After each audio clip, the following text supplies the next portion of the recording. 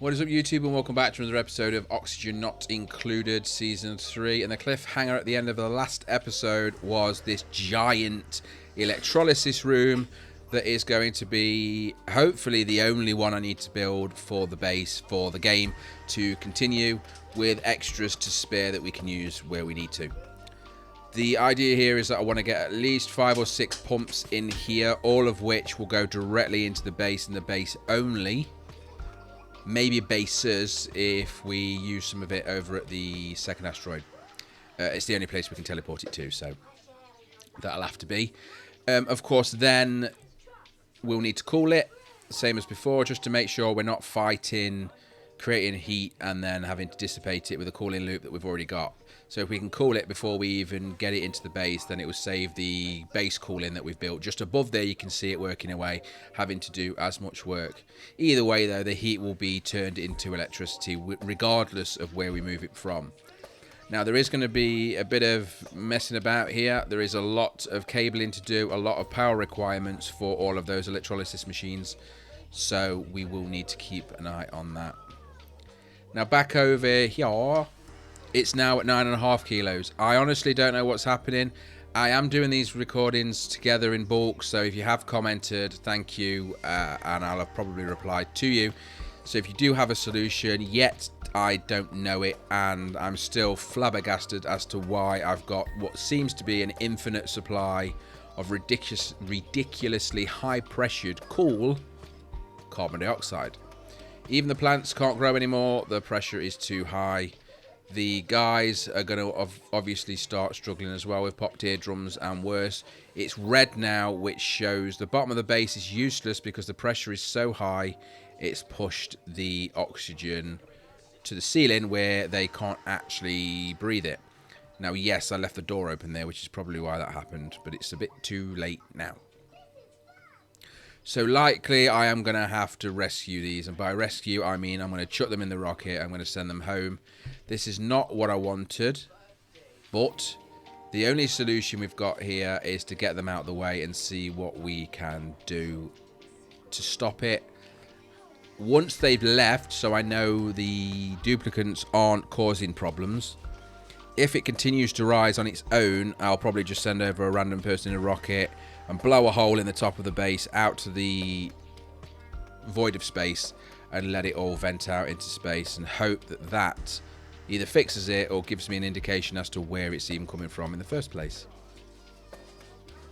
Now, of course, the rocket coming back, as you've seen, I've just told it to do so, means that we need yet another rocket platform because the 2 rockets we have built haven't needed to be used as of yet. But if we get them back over here, they continue to do what they need to do over here. There's bedrooms, bathrooms, etc. for all of them. And they'll certainly be a lot happier because they'll be able to breathe for a start. Plus, they have Atmo suits to do anything that is brutal. So no more holding the breath, no more popped eardrums, and no more molten eyeballs.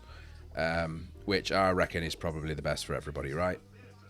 So that is the rocket as it stands. Again, there is easily enough fuel, oxidizer, and oxygen in that to get them home safely. So we will do such a thing. Bon voyage, Asteroid 2, and hopefully at some point we'll get a solution to why you are becoming what seems to can only be described as a carbon dioxide bomb. Because, I mean, surely the pressure rises too much, it's just going to blow the crust off the planet, right? Let's wait and see. If you guys don't know and I don't know, we'll figure it out, I'm sure. If it was the lumber things, the generators, yeah, lumber fuel generators, they were gone ages ago. The batteries, yeah, I can't see anything. I honestly don't know. So let me know in the comments if you know, and we'll go from there. Maybe we'll definitely come back. But I think we need to get Atmo suits and or gas masks at the very minimum to finish off that project. Because holding the breath, it's far too slow. So jumping onto the surface now, and you can see a couple of extra buildings are there. The one is the interplanetary launcher, and then 3 Radbolt generators to power it. Now, that is not very economical. It will take ages. Each one does Actually, that's a really terrible. I should have done at least 4 because it's 50 each. It needs 200 to fire. But when they fire, I'll get 150, and then when they fire again, I'll get the last 50 to make it 200, and then the other 2 will be wasted. So I am going to fix that. Just looking at that. And then there is the enclosed telescope, and again, due to the mod, this has a better range than the original telescope, which makes sense because it is a lot larger and a lot fancier. And hopefully it will start uncovering a couple of new planets for us, or something that we can look at progressing out to. Everything but the drill cone at the minute is an option. Of course, the what they called the bloody hell, that was fast. Yes, we've got 2 new planets there. What looks like, can we look at that? It's going to go again. It's not finished yet. It can do, I think, 8 tiles in each direction, so it will likely need to scan twice to complete. But it definitely did work for that first. So we got 2 planets unlocked there. We can go and take a look at them. So we have the first one, which seems to be hydrogen, natural gas geysers, and a tungsten volcano, which is not terrible. Radioactive crust, decent peak level. We have jungle marsh and magma biomes with some open space. Nothing there significant that I believe we need. This one, however, is exactly what we potentially need. This is an ocean biome, so it is just an asteroid. I don't know how that works, but it is just an asteroid of water, of an ocean. It is just clean water and a crap ton of it, with a water geyser and a cool geyser as well. So basically infinite water. So whereas we before wasn't struggling with water and I was quite confident that the electrolysis was the way forward, now I know it is. We've got water for days, water we can send to wherever we need to. We do need to get it from there to here, but again, here isn't actually struggling yet, so it's an option. Then the next one, we have what looks like a frozen, yes, a frozen asteroid. So again, technically a lot of water there as well, with a tundra and some space, but that would need to be melted in order to be useful. So that is a good option, but the other one is better. And this is a lava, but there you can see it, neodymium. That is the resource we require to get the end game items. That is got 500 degrees in terms of increased melting point, overheat point, and then you convert that using a few other materials into the final one, which is the thorium, and that is 900 degrees. So they're the end game materials. Now, it's a very hot planet, so I'm not entirely sure how safe it is to land there, but we'll see. Bit of over damage here because I accidentally put in the old cable instead of the conductive cable, which uses refined metal. So I can fix that in a second, just making sure we get it stocked up with some goodies first to make sure we can use it. We have a few places we'd like to go to now. It's just a case of figuring out what we're actually going to do and if it's actually feasible. The guys from the second asteroid that was doing something odd with carbon dioxide have arrived safely back.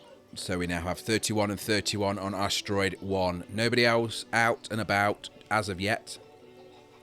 This is now up and running. I finished it off and let them finish it off screen. There was no point even trying to do a time lapse. It's boring, right? It's just building and forcing them to do so. So as you can see, the bottom section full of hydrogen, that is the coolant for it. The top section is, I believe, 21 electrolysis machines, and they are producing the oxygen and hydrogen. Now, what I didn't do, because I didn't want to skip too far forward, is there is no actual pumps in there yet. There's no piping, there's no automations, and we need to do that now. So what I'm going to do is rip everything out, and you've seen me do this before. Is a little bit risky. I will need to make sure that everything I do is fixed quickly because we don't want them to run out of oxygen, right? But the base is pretty well stocked with oxygen. I'm not too worried. So I'm going to rip out everything I can and redo it so it's nice and simple. I just want pipes going up the center of the base, which is sort of 5-6 tiles wide, and then a vent every so often. The idea here is that we're going to have more oxygen than we ever need, and I'm never going to have to worry about it again. If we extend the base, which is unlikely, I need to be honest. Actually, that is absolute crap. When I upgrade the bedrooms, we're gonna need a lot more space, and I'm not entirely sure yet I know where that space is going to be. So there we go. 6 pumps for the oxygen, 3 pumps for the hydrogen, 2 automated sensors for each of the oxygen pumps, 1 for the hydrogen. The idea there is that there will be an AND gate for the oxygen, that it needs to have both of those set, just to make sure there's not a little glimpse of hydrogen lingering around, because I could really do without having to filter it. So doing it this way means I won't have to filter it. It will mean, as you can see, a lot more building in terms of automations and refined metals, but it will also be cleaner in the future. The hydrogen I can technically filter out, but it will automatically anyway, because all it's going to do, the hydrogen is going to go automatically into the main bus of gases to be sorted, and of course that whole setup is automated, that when it doesn't go in any of the storages, which only leaves oxygen, it then goes back into the base. So I don't have to do anything with the hydrogen side, it will automatically do so.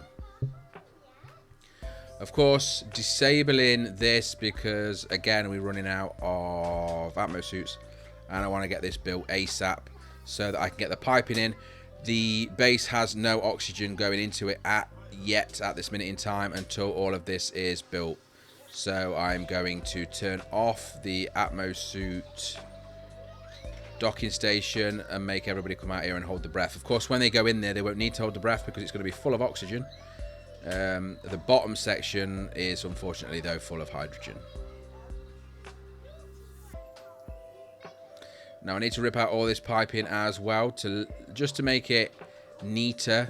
Unnecessary turns around parts that we don't actually need, because of course I've ripped those out now, so that pipe that goes across there will be straight, and then we can just jump over it with the gas pipe bridges. Something like that. And as you can see, 1 pipe per pump. That's 6 pipes going into the base. If that's not overkill, I don't know what is. Each of those are going to go to a vent or 2, depending on whereabouts they are on the base. Bottom and top will likely have 2, and then the middle ones will have singular. And they'll just go in and gas out. I'm not going to put any restrictions on them. The restriction will be the gas vent. I'm going to use the original ones, not the high pressure ones.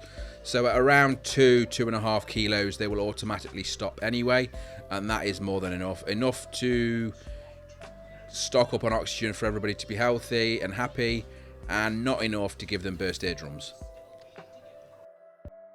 Now, while that's being built, I have ripped out all of the coal generators because they were not powerful enough, even though we have plenty of coal. I have replaced them for hydrogen generators, and you can see that's only just coming down now. Now, looking at them rooms, they are broken down specifically into 2 rooms, each with a power station source. That means I can upgrade them all to give out even more power. Now, the big massive lump there that you can see above it is to make it enough tiles, because the maximum was 122 tiles, I think, and there are 122, so that's good. And then down below you can see an additional row of batteries as well, to mean that they can stay off for longer. Now, what I didn't notice at the time, and you can see now, I'll tell you, is the refined carbon is 240.4 tons.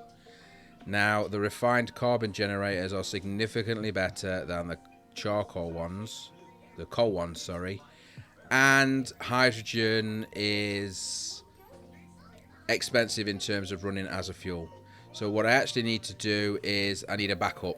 The backup being that we're going to use refined carbon as our main source of power. If, though, we run out of power, then I want the hydrogen generators to kick in.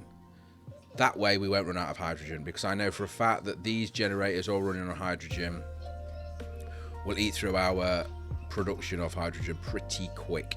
Even with the new electrolysis system up, there is no way we're going to power that many hydrogen generators just all the time.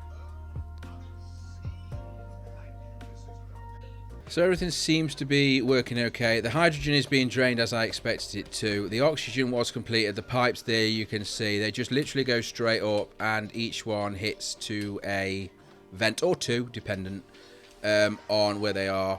That then is just going to continue until they start backing up, and they'll back up when the vents hit their cap, and then that whole system will back up. But that means that we've always got perfect amount of oxygen in the base. High pressure, which means that any of the other gases will be pushed out the way. Hydrogen and polluted oxygen, natural gas will all be pushed to the top. Carbon dioxide, chlorine, I'm not sure about chlorine actually, but carbon dioxide will be pushed to the bottom. And obviously carbon dioxide going to the bottom is then automatically pumped out. Oxygen here going to the ships as well. They're all easily enough oxygen now to keep those up to speed. That one did have some bad stuff in there. Another reason for the comet, the asteroid thingies as well, the meteors, is they break most of your machines because they put regolith all over them. So another reason to have a roof, ceiling or bunker silo type setup. That way you can set it that when it shoots the goods, it opens the silo doors, shoots them, then closes the silo doors until it's charged up again. I am going to revisit that whole thing and make a much better process of that. I would like to use the bees, the hives things, because they create enriched uranium, which I've never used before. But that's on the second asteroid, which, as we know, is a bit of a problem. Currently starting to flat out the surface. That is only so I can put a floor down, likely a bunker floor. Once the bunker floor is complete, I will then rip out all of that resource, regolith, everything on the surface up to the abyssalite where the lava is, and make the flat top, make the top flat even. Then making sure to block any exposures to space with some drywall, and pretty much then we have an open, clean thing. All we need to do is move over to the far right hand side, which I'm going to do in one big go from top to bottom, and have some sweepers at the bottom collecting the goods as we go. This was obviously coming. We have too much water. That water storage, as you can see, is stuck, and that is sort of 800,000 or 900,000. So we've got over 1 million water stored. The pipe is backed up, which means the cleaning's not happening. The filters aren't happening. We're not converting polluted water and salt water into clean water. So we need a solution. The solution is simple. There is a gap there on the left-hand side. So I'm going to fill it full of more tanks. I am then going to snake the liquid, which is water, over here. And then these are going to be used as well to store the clean water. By the time these are full, we will have a much better solution in the process of ripping out the map anyway. But for now, that needs to move down one block, so they need floors, obviously. So it will come down through these, then into the ones in the base. The idea then is these will be the backup of the backup. The main reason for this is that it will just keep the water being processed, both from the volcano things, geysers, but also that second one I set up, which is just when it's done, it's done. But at the minute, it's all backed up. So this will keep everything running. I hope. Bit of plumbing involved to finish this off, but it's practically done. Just need to wait for them to be finished, and then the loop will be in situ. So the water will come in down there on the right hand side. You can see that left over to the new tanks that we have put in. It will then return pretty much on the same line across through there to the base where the tanks are waiting, and that's it really. It's just we've just added like another 10-12 more storage tanks to give us more time to figure out what we're going to do with all of this water. I did say they were hug monsters, and there they go, all desperate for a hug.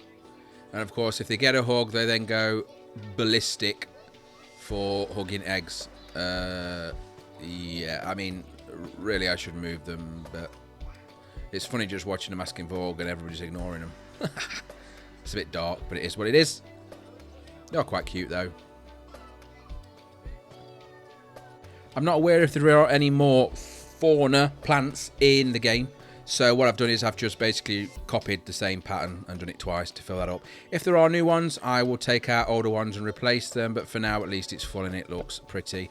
We just need to get all of those pedestals stocked up now. Here's the next step. but we need to do a bit of exploring in space to do that. The water now, as I explained, is working. You can see across and back into the storage. Any backup will go into those new tanks we've put in. It should keep us going for a good old long ass time. We are now at the end of this episode, so thank you very much for watching. If you like the video, please click like. Any comments are welcome. As always, subscribe for more. Take care. Goodbye.